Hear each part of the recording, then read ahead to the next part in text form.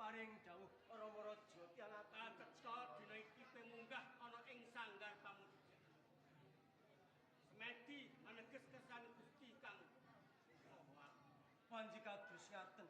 Mergi menapa Rama Raja rumaos bingung sak lebeting ati kula awit kula sampun mangertosi menawi kula katuding para nabi minangka jago-jagone ngedepi perang langkap ing genjangipun. iya. Saengga kula manjing wonten ing sanggar pamujjan. Nyuwun pepadang wonten ngarsa dalem Allah Subhanahu wa taala. Wis pas lan trep yen iki dina kang sira kang paridune. Semedi nyuwun kan Gusti Allah Subhanahu wa taala ana ing sanggar pamujjan. Panji kados ngaten. Ngono. Nanging Rama Raja wangsit ingkang kula tampi sepisan kula kedah siar agami Islam nggih agami Rasul.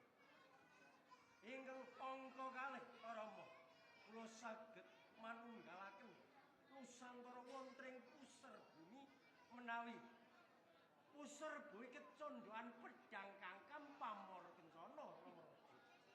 Putraku Iman Songso. Inggih Paring ingkang sira iki dina wis ngancik dewasa. Yen pengangkahmu kang kaya wis pas lan jalaran apa? Wong pusat bumi kuwi kudu rasuk agama Rasul. Iku wis pas. Nanging iki dina pancen isih ana salah sawijining pawongan ana ing Nusantara Prabu Prabuwati. Iki dina kudu dibengkek. Kados ngaten inggih. Menawi ngaten dawah kelarsan Rama Raja tiyang agung Jayarana wangsit ingkang kula tampi menawi pedhang kangkam pamor bencana ing dinten samangke cumandha wonten ing Nusantara ingkang dipunasta dening Prabu Loro telah Prabuwati. Ya manggon perkara iki kersaning Rama kang kudu kaya ngono. Awit kang sira kuwi putraning raja ana ing puser bumi. Kados ngaten inggih. Yen angkahmu kang kaya kuwi ora kleru mlok, iki dina kang becik. Kawiwitana. Duh, Rama Raja yang agung Jayarana menawi dipun keparengaken kula badhe nganti kalian Paman Harya Maktal saha Paman Lamdaur tumuju wonten ing praja Nusantara. Kudune kaya ngono, kudu nganti kabeh punggawa ana ing kerajaan puser bumi. Arening sedaya sampun terang lan terwaca dawuhipun Rama Raja yang agung Jayarana paring nyuwun tambahing pangestu Rama Raja. Tak pangetuni muga-muga sebagian ya.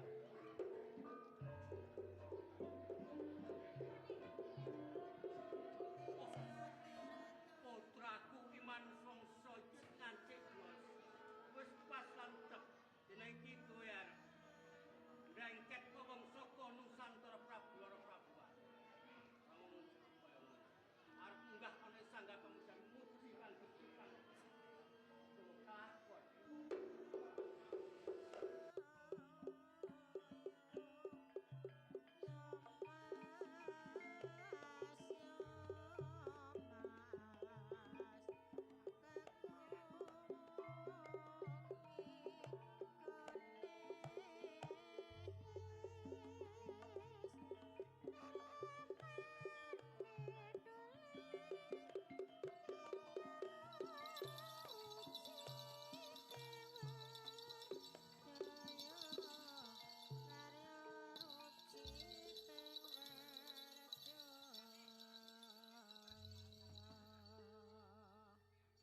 Assalamualaikum warahmatullahi wabarakatuh.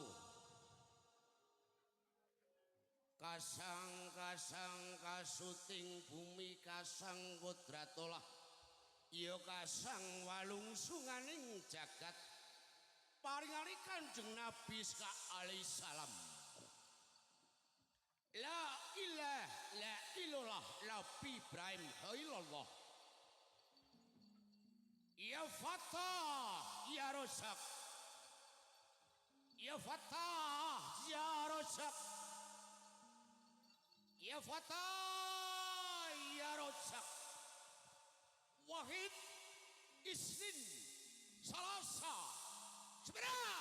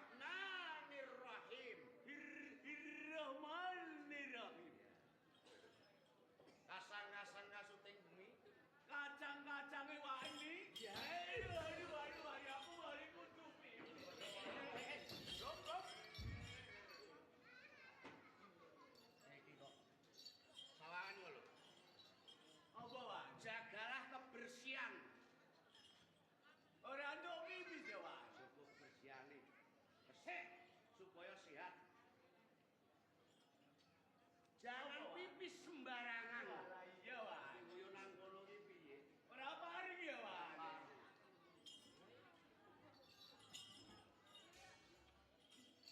Iki najis yo.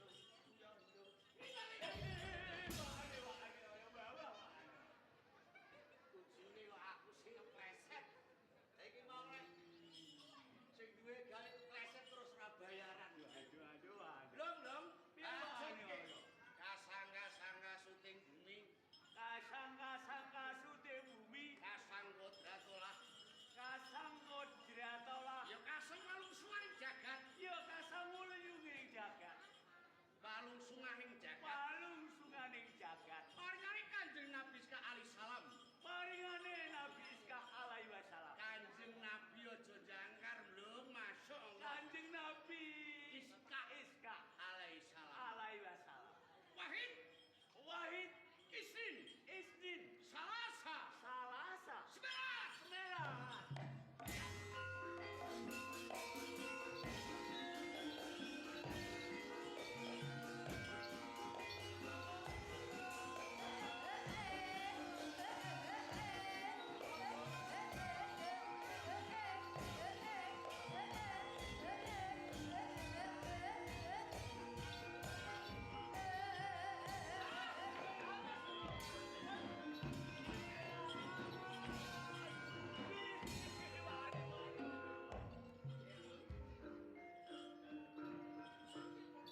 Iki apa wae?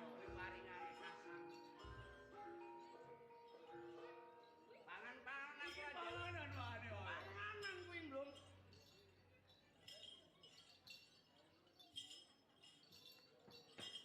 Kaya ora sambat wae kowe.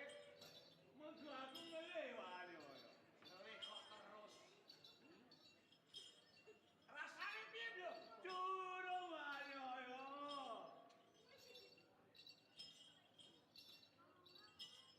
Iki sine ndak apa lewane wae.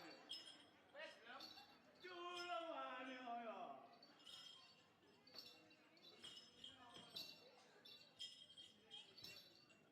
Lha urung lewane gadone sih wae. Aku pesen ngoceh iki wae. Wong ape mangan kok sambatan to, Bro? Lah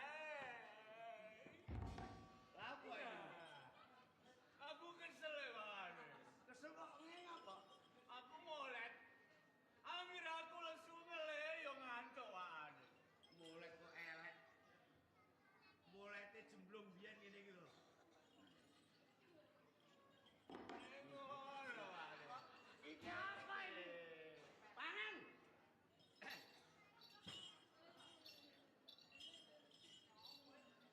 Iki sini apa lewane? Waringane cilik ngene kaya ulung isine. Pedes apa kecut belum?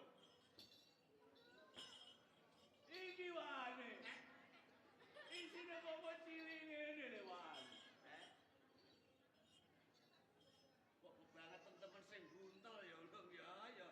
Lek ngonceki 40 Lah iya le ngono le Nek ora wae. ketang sithik ya disyukuri, Bro. Disyukuri. La in sakartum ala dzidanakum wa la in kafartum inna adzabil sadid.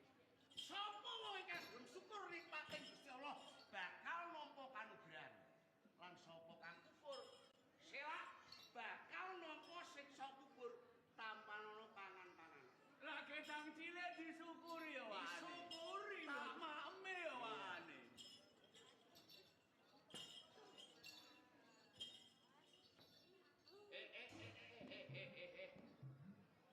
Piye le wae? Jare wong Islam kok sembrono. Lho kok sembrono piye ki tak mangan ya wae. Arep miwiti pegawean apa wae, ngibadah apa wae, aja lali nyebut asmaning Gusti Allah kang Maha Murah Maha Asih. Sing tegese piye le wae? Bismillahirrahmanirrahim.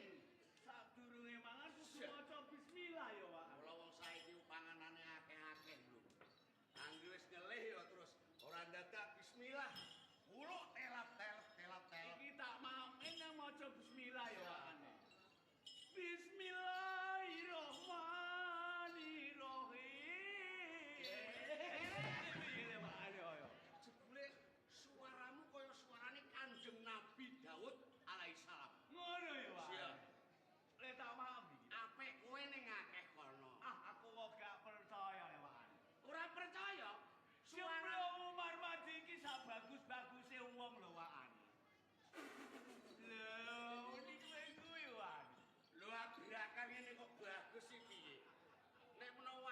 sing rada lamur takon karo Ibu Bagus. Nek gak percaya takon Ya ibu-ibu ya, Pak. Ben lega atimu. Ibu-ibu. Jemblong Umar Maji, Bagus apa lho, Bu? Elek apa Bagus? Bagus apa elek? Alah kowe kok elek ate, Bu. Wis lega atimu. Iya wakane. Ning elek-elek rak raja, Pak. Oh iya. Apa bores apa bukit nek gedang raja tetep Raja wakane. Iki oleh tak maem ta ora. Iya, Pak. Sik kurang belum? Rumah cilik sing kulangan sing lewat. Semerah. Saiki rada gede, Pak. Alhamdulillah isih pinaringan sehat belum? Yes. Iki cangkem apa telok ketiga iki? Tamani. Andane. Njek kulangan. Kowe iki anggere mangan kros enak aras-arasen medun. Wis sampe gambyong yo mateni panggang ayam ae. Ngono ae, Pak. Arep.